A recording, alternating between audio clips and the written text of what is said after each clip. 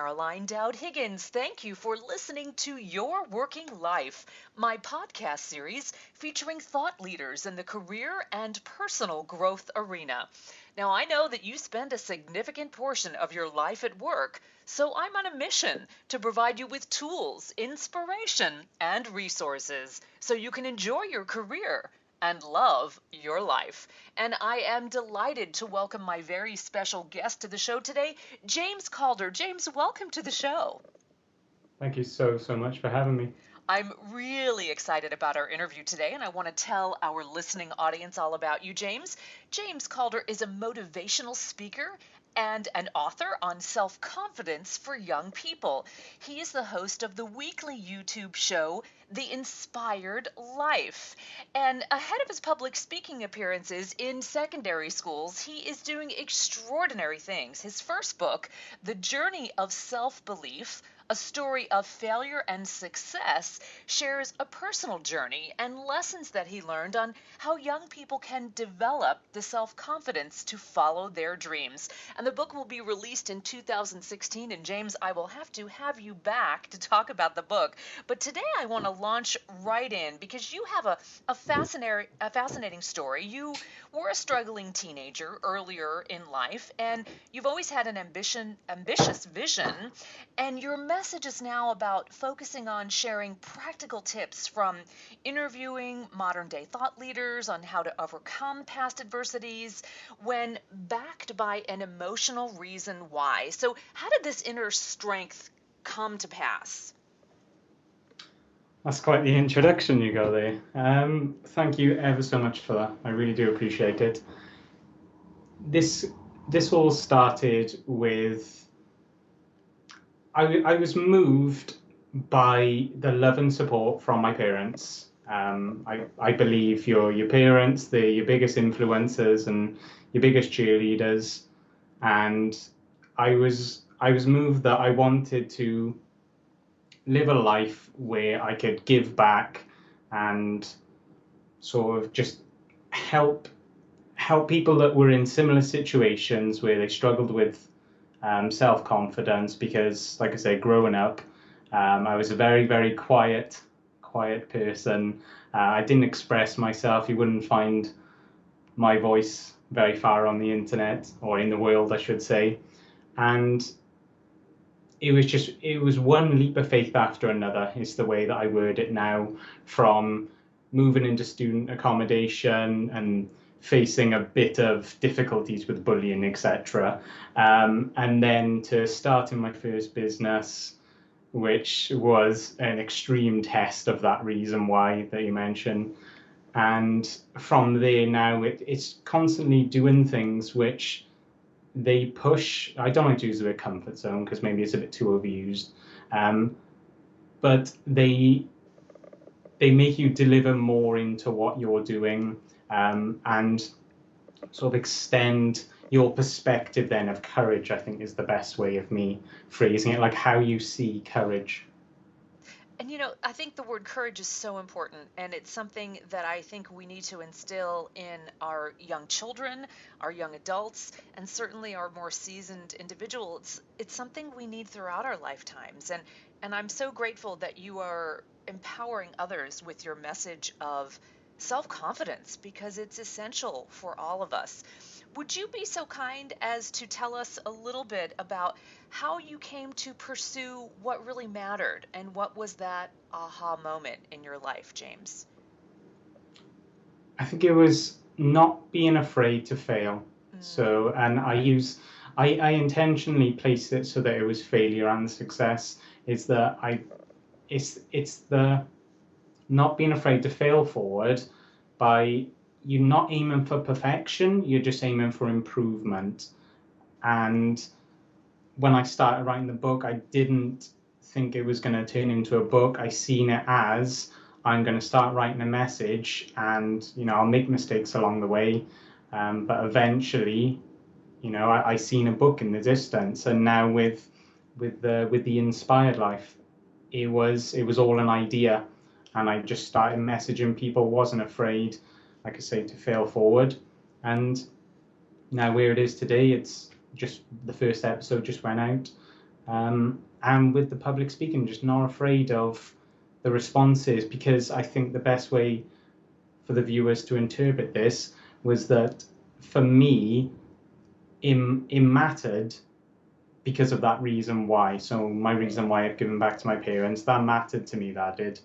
And so not being afraid what other people's responses would be to what matters to me, I think was the determining factor here. And to this day now, you might guess that sometimes through the way I put things across or in my voice, I'm still afraid to go and do things, but I do them because I'm backed by a reason why that isn't going to shift anytime soon. And I love that. And I'm so grateful because you've given all of us a gift to admit that it's okay to be afraid and it's okay to fail because we learn from every step we take, and every step isn't solid, and that's okay. It's a continuous journey. You and I had a great opportunity. I was honored to be on your show, The Inspired Life, and we talked at length about failure. And I love the phrase fail forward. Let's talk a little bit, James, about using your struggles as strengths. What does that mean to you? So this was actually, it was the first name of one of my public speaking programs, was to use your struggles as your strengths. And this started, I briefly touched on it then. When I was in university, I lived with six other guys, and they love to have fun, and I do too, just not in my expense. Right. So it was a bit of a tricky time, whereas they would like hide my personal belongings, and they would bang on the door at 3 o'clock in the morning shouting fire, and I'd be like, I would think, okay, these guys are my heroes if there's actually a fire, but Right. there was never a fire. Ugh. It was a nice bit of fun. And what eventually then, this is where the message came from, was one day, I come home from visiting my parents, and I'm walking up the four flights of stairs, and as you imagine, just a long hallway with doors on either side. Mine's the first one on the left, and my bed is taped to the door, and then all of a sudden they all jump out and they're like, "Hey!" And I thought, wow, that's really impressive because that bed's really heavy. And from there, then I did lose any self-esteem that I felt was remaining in my gas tank, but I felt more compelled by that struggle of leaving university. It did kind of break my parents' heart that I was not going to pursue the architectural route anymore. But from there, then I wanted to learn more about self-esteem because I generally did feel like I didn't have any left. I don't know if that's a visual concept to bring in, that I couldn't talk to people anymore, and I just started learning about it. I started reading articles, but most importantly, I started implementing. And to this day now, if I was to summarize anything, it's taking action on something that matters to you, but using past struggle. So basically, not allowing your past to determine your future. And I try to stay away from um, typical quotations, but that's a strong one. Is that your past is there as more of a school and not an asylum which traps you in one place. Is it fair to say, James, that we are so impacted by the company we keep? And it sounds to me that although the friends were, joking and trying to have fun, it was at your expense, which was not a kind thing to do. And you blossomed and found your self-confidence when you separated yourself from that. What I read into that is that we need to create environments that make us stronger. Does that resonate with you? I think from the power of influence alone is actually the main thing that I've learned from this YouTube show now, The Inspired Life, is that the people who surround yourself with, they don't just open new doors, they don't give you materialistic gain, they don't sort of propel you to new heights. What they do for you is you see things in a different way. It's like, for me now, I still live in the same world that I did a few years ago. I just have a different perspective on things based on the people who are in my life and the way they bring me up, as opposed to people around you saying, quote unquote, that's not realistic, which I received a fair dose of that. Um, and to this day now, following a route where it did seem unrealistic at one point based on maybe the influence that I was surrounding myself with, where they just thought, no, get a 9 to 5 job, that's what everyone else is doing. And long story short, I just started surrounding myself with, I wanted to be a speaker, so I started surrounding myself with public And you speakers. started speaking. Yeah, you And made it happen. and funnily enough, I started speaking as well. So yeah, and that was volunteering. So I actually learned this from an incredible public speaker about creating opportunities, a guy called Kamal Hyman. And that guy, he literally, if the opportunity isn't there, he'll create it, and he will go out and speak to someone, and again, not afraid to fail. And I think it's just creating the opportunity. It's your life at the end of the day, and influence is an extremely powerful aspect of your life, and then along with patience and persistence. I also hear this wonderful opportunity for all of us to be entrepreneurial, whether we work for a company or an organization, or we really are creating our own way. We can't wait for things to happen. I think you and I are of like minds that we have to activate a plan. And you talk about loving what you do, and I echo that sentiment. I want to talk about that a little bit. How did you come to find what you love to do? It's going to touch on a previous point now of not being afraid to fail at new things. So, like a short history was going from a health and nutrition. Well, actually, no, sorry, going back a bit further than that was obviously the architecture days. I was trying it. I wanted to see how things worked out. Um, for me, it wasn't something that I love to spend my time. I think that's actually going to be the bubble that I'm going to surround this with now, is that it wasn't how I love to spend my time. And then I then went into personal training, and just the activities involved. Again, it was, I loved helping people get Mm. that result. I loved seeing the smile on their face, but it wasn't how I wanted to spend my time and express my voice. So then I went into health and nutrition, and now at my position of speaking. And for me, this whole loving what you do, it's going to come back to influence in terms of what other people determines possible in your life. Um, and I think the whole self-belief message started with, this is what I love to do. I love inspiring people. Most people love inspiring people, but for me personally, I loved writing inspiring content. Um, I loved writing full stop, and I became more of a social person where I liked just being around people, and I just I was never going to stop. I had that reason why I was never going to stop of finding a way to do this with my time. So finding a way I found something that I love doing. I wanted to spend my time doing it, and it was not being afraid to try new things to eventually then pursue that. So, as an author now, did you always consider yourself someone who wrote well, or was this a new discovery when you found your voice, literally in speaking and in writing? It is your voice.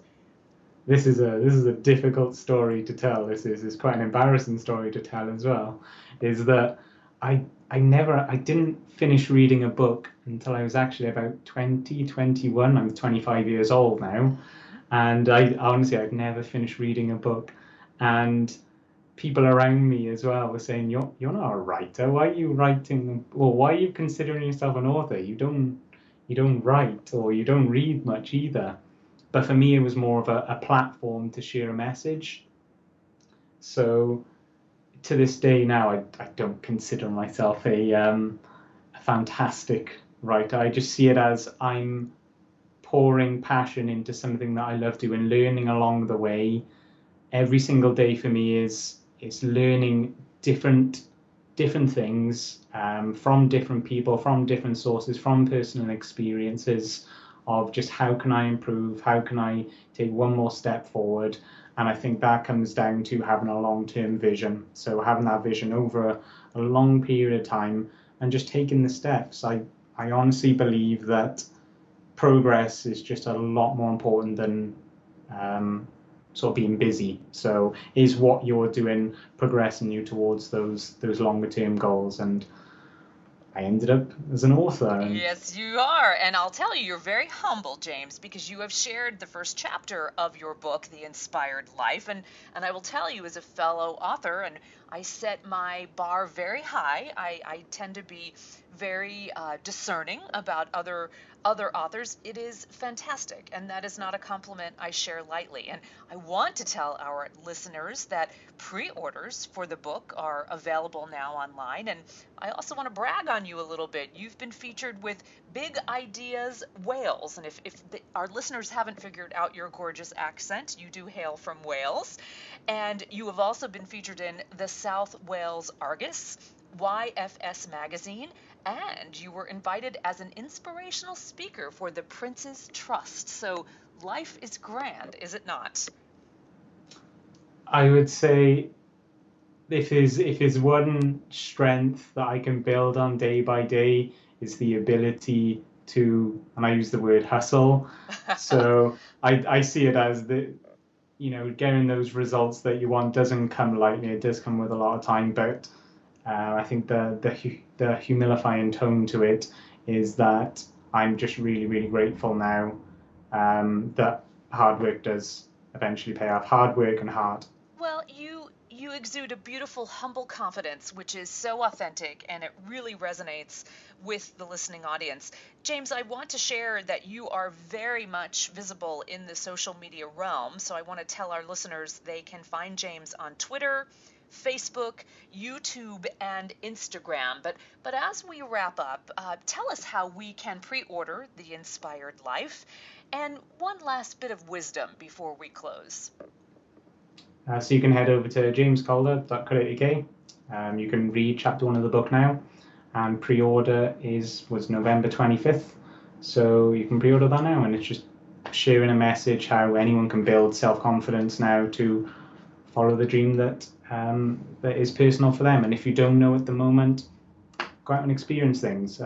Try new things, see what you like, see what you don't like, and from there, just focus on using those struggles as your strengths. So if I was to leave it with one message, it's about understanding what your reason why is. I personally do believe that everyone does have something they're passionate about. If they say, I'm not passionate about many things, I do believe everyone does have something that they're passionate about. It's just how much those influences are maybe pushing that down. So it's finding something that you're passionate about based on your reason why, who you want to be, why you want to give back into the world, and hustle. Hustle a lot. I love it. I love it. That's a tweet if I ever heard one. Hustle a lot.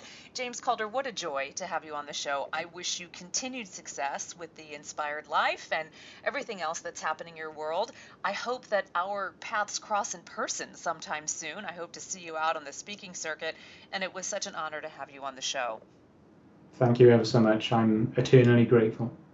And I want to thank all of you for tuning in to Your Working Life, where my goal is to help you design your career destiny so it doesn't happen by default. True career and life satisfaction is possible, and it's time to embrace what you love doing so you can do more of it. And my show is now available on iTunes, YouTube, Podbean, and Stitcher. It's exciting to see how it's growing, and I hope that you will leave a comment because I appreciate your feedback. I'm Caroline Dowd-Higgins. Take good care.